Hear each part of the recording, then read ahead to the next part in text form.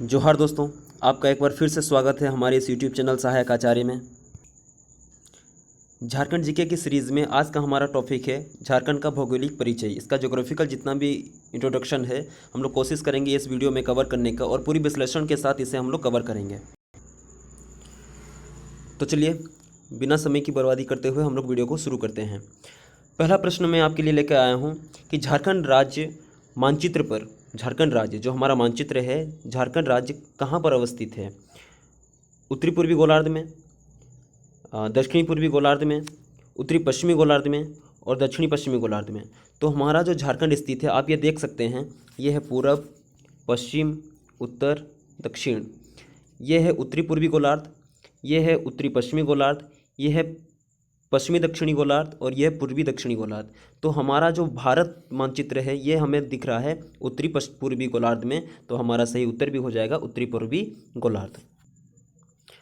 तो आप कह सकते हैं कि झारखंड राज्य मानचित्र पर अवस्थित है उत्तरी पूर्वी गोलार्ध में।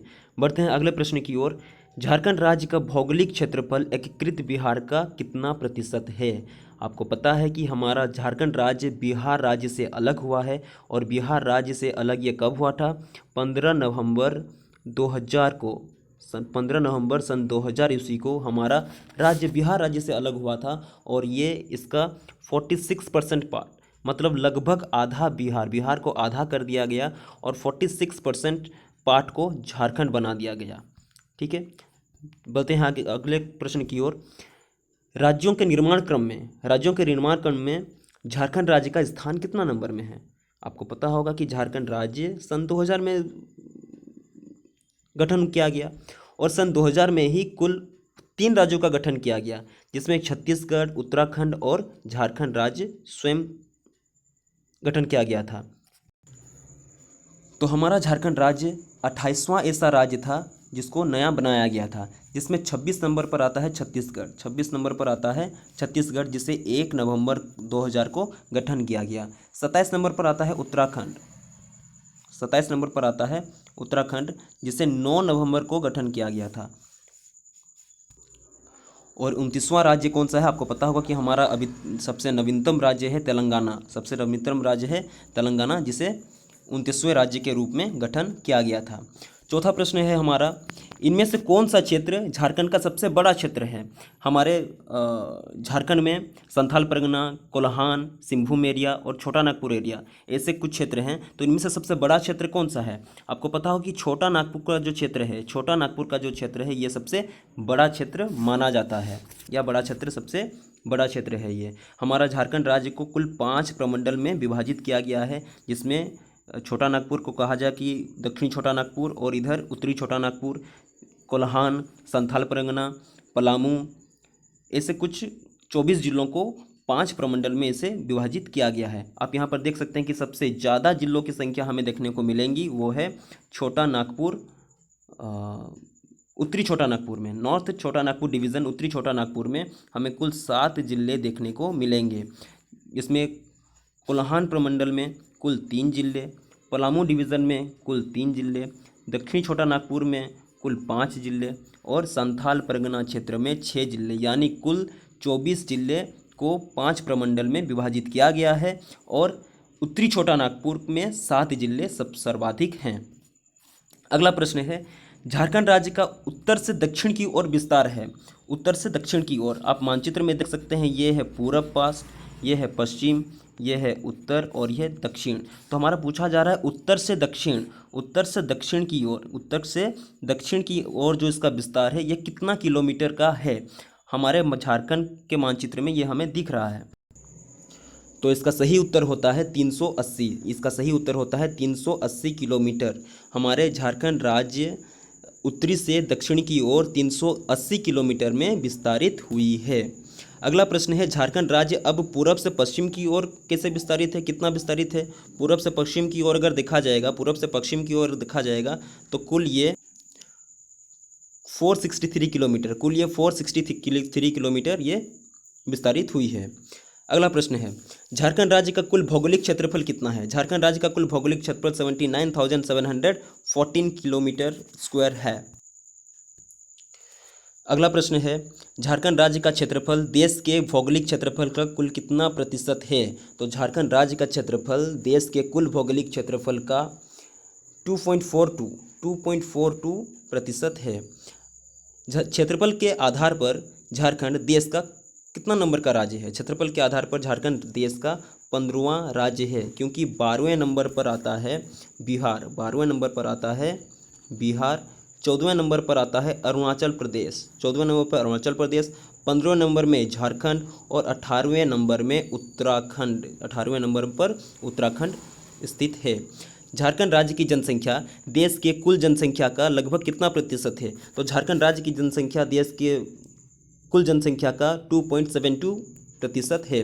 जनसंख्या की दृष्टि से देश के राज्य में झारखंड का स्थान कौन सा है? तो जनसंख्या की दृष्टि से देश में झारखंड का राज्य 14वां नंबर पर स्थित है और 12वें नंबर पर स्थित है तेलंगाना, 12वें नंबर पर स्थित है तेलंगाना, 14वें नंबर पर स्थित है झारखंड, 15वें नंबर पर स्थित है असम और 18वें नंबर पर स्थित है हरियाणा। हम जनसंख्या की दृष्टि से देश के राज्य में झारखंड का स्थान कितना है? 12वें नंबर पर है तेलंगाना, 14वें नंबर पर है हमारा झारखंड, 15वें नंबर पर है असम और 18वें नंबर पर है हरियाणा। बढ़ते हैं अगले प्रश्न की ओर।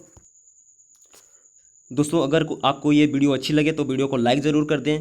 टेलीग्राम चैनल का डिस्क्रिप्शन में लिंक दिया गया है, टेलीग्राम चैनल को जरूर से ज़रूर ज्वाइन कर लें, क्योंकि पल पल की अपडेट आपको वहाँ मिलती रहेगी। आप चैनल को जरूर सब्सक्राइब कर लें, क्योंकि मैं झारखंड का सीरीज़ ऐसे ही छोटे छोटे वीडियो में चलाने वाला हूँ, जिसमें इंपॉर्टेंट टॉपिक को डिस्कस किए जाएंगे।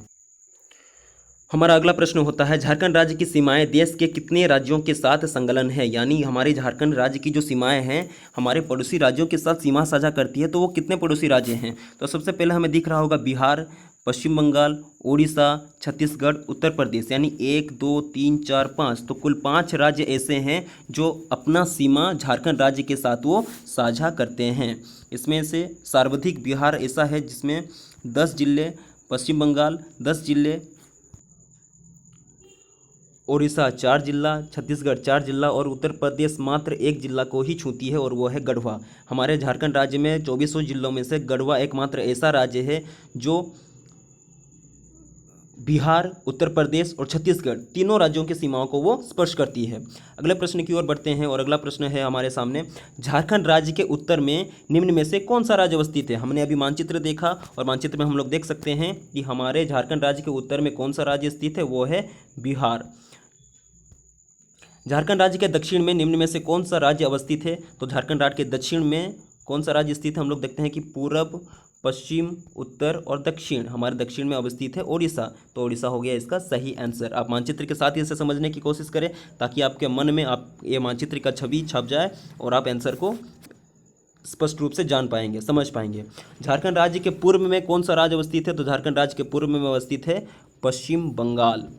अगला प्रश्न है, झारखंड राज्य के पश्चिम में निम्न में से कौन सा राज्य अवस्थित है? तो झारखंड राज्य के पश्चिम में आपको उत्तर प्रदेश भी देखने को मिलेगा और छत्तीसगढ़ भी देखने को मिलेगा, यानी उत्तर प्रदेश और छत्तीसगढ़ ये संयुक्त रूप से इसका सही आंसर हो जाएगा कि झारखंड के पश्चिम एरिया में उत्तर प्रदेश और छत्तीसगढ़ दोनों राज्य अवस्थित हैं।